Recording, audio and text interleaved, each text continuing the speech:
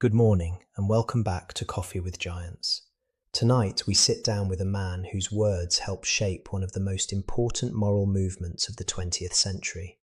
In 1963, he stood on the steps of the Lincoln Memorial and declared a dream, that one day his children would live in a nation where they would not be judged by the colour of their skin, but by the content of their character.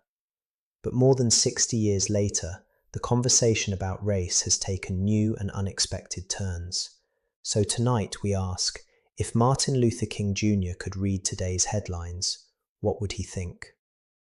Dr. King, thank you for joining us. Thank you. I'm glad to be here, and I must say I am curious about what has become of the dream. Tonight I would like to try something a little different. I will show you a few real headlines from recent years, stories about race, identity and equality. After that, I would love to hear your thoughts about them and what it tells us about the direction society is heading. Does that sound fair? That sounds like a worthwhile exercise. After all, a lot can change in 60 years, for the best, I hope. I'll read them one after another. Then I'd like to hear your thoughts. Here are some of the stories making the news. Students demand universities provide black student-only housing. Black students demand segregated spaces from white students. Black Student Union demands segregated safe spaces on and off campus. Black-only swim times, black-only lounges, the rise of race segregation on Canadian universities. AU offers separate classrooms, saying it's a safe space for black students. Resegregation. University of Washington will have affinity housing just for black students this fall. Racial segregation on American campuses, a widespread phenomenon. Why there's nothing racist about black-only spaces. Is this fight for school integration still worthwhile for African Americans? When you hear these headlines, what goes through your mind? Well, this is a curious thing to hear. You see, when we marched in Birmingham and Selma, we were marching against the idea that human beings should be separated by race. The struggle was against a system that said, you stay there, and we stay here. Now, I understand that people who have suffered injustice may seek spaces where they feel understood, but I must ask a deeper question. Are these spaces meant to heal division or to preserve it? The ultimate goal of the civil rights movement was not simply the protection of communities, it was the creation of what I called the beloved community, a society where men and women of all races live together in genuine fellowship. If separation becomes the norm again, even for well-intentioned reasons, we must ask ourselves, are we moving forward or quietly rebuilding the walls we once tore down? Supporters of these programs say something important. They argue that these spaces are not about exclusion, but about protection, that minority students need environments where they can speak freely without pressure from the majority culture. How would you respond to that argument? The desire for safety and dignity is understandable, but history teaches us something important. Segregation was often justified with similar language. It was said that separation would preserve harmony. It was said that each group would be more comfortable among its own. But what we discovered is that separation does not heal misunderstanding. It often deepens it. True progress requires something far more difficult. It requires learning to live together, speak together, and struggle together. The purpose of education, above all, is to prepare young people for life in a shared society. If universities begin teaching students that racial separation is the safest path, we must ask what kind of society those students will build. Many of these ideas are connected to something called critical race theory, often abbreviated as CRT. Its proponents argue that racism is deeply embedded within social systems and institutions.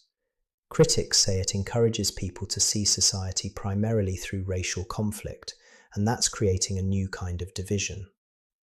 What would your reaction be to this framework? Any honest society must examine the structures that produce injustice. The civil rights movement itself exposed many systems that were unjust, but there is an important distinction. The purpose of exposing injustice should be reconciliation and transformation, not permanent division. If an idea leads people to believe that reconciliation is impossible or that individuals are primarily defined by their racial identity, then we must examine that idea carefully, because the ultimate goal of justice must always be human unity. We fought against a society that placed people into rigid racial categories and then assigned value to those categories. But if the solution to that injustice is to organize society around those same categories again, then we must pause and reflect, because the deeper goal of justice is not simply to rearrange the hierarchy, it is to dismantle it. Some critics today say that modern discussions about race have become too collective, that people are increasingly treated not as individuals, but as representatives of racial groups. Is there a danger in that? Yes, there is. Collective injustice certainly exists in history. Entire communities have suffered discrimination, but justice must never lose sight of the individual. If we begin to judge individuals primarily according to the actions or history of the groups to which they belong, we risk repeating the very logic that sustained racism in the first place. Racism was built on the belief that a person's moral standing could be determined by race. To overcome racism, we must reject that belief entirely, not merely apply it in a different direction. So if you were speaking to young people today, people who genuinely want justice but feel trapped in a society increasingly divided by race, what would you tell them? The goal of justice is not vengeance. The goal is fairness and reconciliation. The civil rights movement was grounded in a simple moral truth. Injustice against any person is injustice against all. Our aim was not to elevate one race above another. It was to create a society where race would no longer determine a person's opportunities or worth. If we ever find ourselves in a situation where new forms of discrimination are justified as necessary for justice, then we must examine ourselves carefully, because the true measure of progress is not which group holds power. The true measure of progress is whether human dignity is respected universally. Dr. King, after seeing these headlines, do you believe we are moving closer to your dream or further away from it? History is not a straight road. There are advances and retreats, but I still believe something I said many years ago. The arc of the moral universe is long, but it bends toward justice, because the dream was never about perfection. It was about direction. The arc of the moral universe is long, but it bends toward justice when people choose to bend it. Dr. King, thank you for this conversation. Thank you for joining us on Coffee with Giants. Tonight we asked what one of history's most important moral voices might say about the world we have built since his time. And perhaps the most important question remains for us: are we building the beloved community, or merely new versions of the old divisions? Until next time.